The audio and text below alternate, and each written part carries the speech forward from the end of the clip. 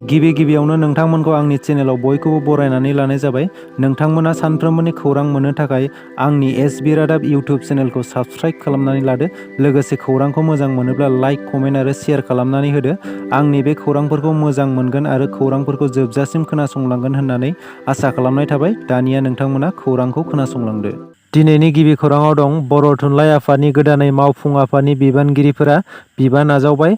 बर' थुनलाइ आफादनि गोदानै सायख'जानाय आफादगिरि डक्टर सुरत नार्जारी आरो गाहाय नेहाथारि नीलकान्त गयारीजों लोगोसे मावफुं आफादनि सा 9 सोद्रोमाफोरा समायखिरा लानायजों लोगोसे गाव गावनि बिबानखौ रुजुनो क'क्राझार सहराव थानाय बर' थुनलाइ आफादनि गाहाय मावखुलि रुपनाथ ब्रह्म नब्लाङाव गोदानै बिबानगिरिफोरनि समायखिरा लानाय हाबाफारि खुंनाय जायो।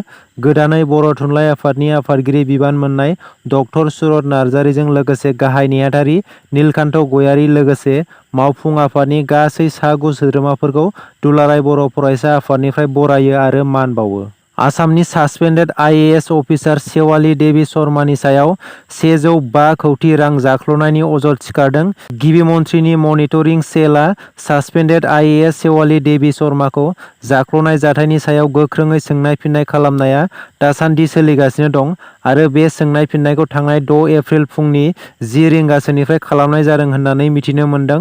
गिबि मन्थ्रिनि मनिटरिं सेलआ बे थासारिनि सायाव गोख्रोङै सामलायदों आरो थार बाथ्राखौ मिथिनो थाखाय गासैबो बिथिंनिफ्राय नायबिजिरनो गोख्रों थांखि लादों। बेजों लोगोसेनो बे जाख्ल'नाय खामानियाव लोब्बा थानाय साफ्रोमबो सुबुंफोरानो गावनि खामानि मावनायनि सायाव फिननायखौ होनांगोन होननानै बिबानगिरिफोरा फोरमायदों। BTR सरकारा देहायारि नोरजिया सुबुंफोरनो ई-रिक्सा राननानै होदों।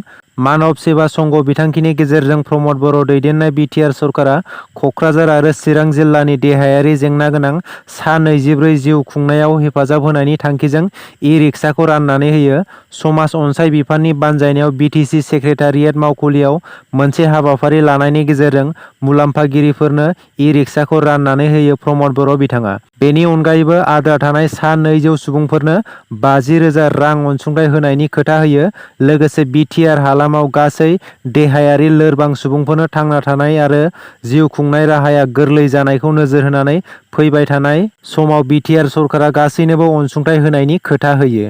दिगलदङा गुदि सावस्रि मिरुआव मैया देहा सिबिथाइ फोरबो खुंनाय समाव मावफुं सोद्रोमा घनश्याम दास बिथाङा दावबायहैदों। बाक्सा जिल्लानि सिङाव थानाय दिगलदङा गुदि सावस्रि मिरु देहा फाहामसालियाव BTR सरकारनि आबाद बिफाननि मावफुं सोद्रोमा घनश्याम दासआ नायगिदिंहैदों। बे नायदिंनायनि गेजेरजों देहा फाहामसालिनि गासै जेंनाफोरखौ खौरां लानायजों लोगोसे बे देहा फाहामसालिनि थाखाय गंसे बिल्डिं हरनो थाखाय आसाम सरकारनि सावस्रि बिफानखौ खावलायदों। लोगोसे BTR सरकारनि गाहाय मावफुं सोद्रोमा प्रमद बर' आरो सावस्रि बिफाननि मावफुं सोद्रोमाखौ दिगलदङा गुदि सावस्रि मिरुआव फैनानै खौरां लाफैनो खावलायदों। बे नायगिदिंनाय समाव बाक्सा बेंखन मावख'नि बिबानगिरि भास्कर जयथि बरायाबो बाहागो लायो।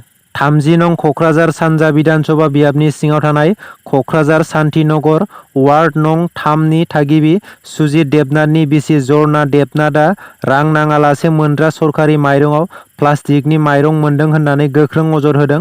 गासै 40 केजि माइरंआव प्लास्टिकनि माइरंखौ बासिनानै एबा सालिनानै खमैबो 20 केजिसो प्लास्टिकनि आलादा माइरंखौ मोननो हादों होननानै फोरमायदों। उदालगुरि जिल्लानि सिङाव थानाय रौतानि आमिनपारायाव सानावनो सिखावनि उदखार सोलिदों। नखराव रावबो गैयैखौ खाबु लानानै नखरनि गासै सना रुफा रांफोरखौ लांदां खालामनानै लाना थांजोबदों। न'नि थालाखौ देखावनानै सिखावा लुथिनानै लांदों नोगोद रां आरो हिन्जावसानि हाबानि थाखाय थिनानै दोननाय सना रुफानि गहेनाफोरखौ। सिखावा आलमारि सिफायनानै नोगोद 38,000 रां, सनानि नेकलेस, चेन, आसान, आस्थाम आरो रुपानि गुबुन गुबुन गहेनाफोरखौ खावनानै लांजोबदों। सिखावा लुथिनानै लांनाय सना रुपानि बेसेना खमैबो 4 लाख रांनिबो बांसिन जागोन होननानै न'नि बिगोमाया मिथिहोदों। फिसाजोनि हाबानि थाखाय दाहोनानै दोननाय सनाखौ सिखावा खावनानै लांनायाव न'नि बिगोमाया गाबै गाबै आगोर मोनै जायो। बे सिखाव खावनाय जाथायाव सन्देह खालामनानै न'नि बिगोमाया 4 सुबुंनि बेरेखायै रौता थानायाव एजाहार होदों। बेनि सायाव पुलिस बिफाना नायबिजिरनायखौ गोख्रोङै लादों लादों होननानै मिथिनो मोन्दों। एबसुखौ लानानै गोख्रों सोंखारिदों हाग्रामा महिलारिया। हाग्रामा महिलारिया बुंदों बे समाव एबसुआनो इउपिपिएल आरो इउपिपिएलआनो एबसु। दानि बिटिआर सरकारखौ एबसुआसो सालायगासिनो।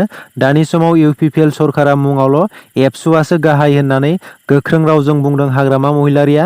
अदालगुरि जिल्लानि खैराबारियाव सुबुं सांग्रांथिनि थांखिजों हानजा सुरनाय हाबाफारियाव बाहागो लानानै हाग्रामा महिलारि बिथाङा एबसुखौ थांखिनानै बैफोर बाथ्राखौ बुंदों। दिनैनि खौराङा एसेनोसै। आसा खालामो खौरांखौ खोनासंनानै मोजां मोनबाय आरो खौरांखौ मोजां मोनदोंब्ला मोनसे लाइक खालामनानै गालांदो। लोगोसे सानफ्रोमबोनि खौरां मोननो थाखाय एसबि रादाब इउटुब चेनेलखौ साबस्क्राइब खालामनानै लादो। गोजोन्थों।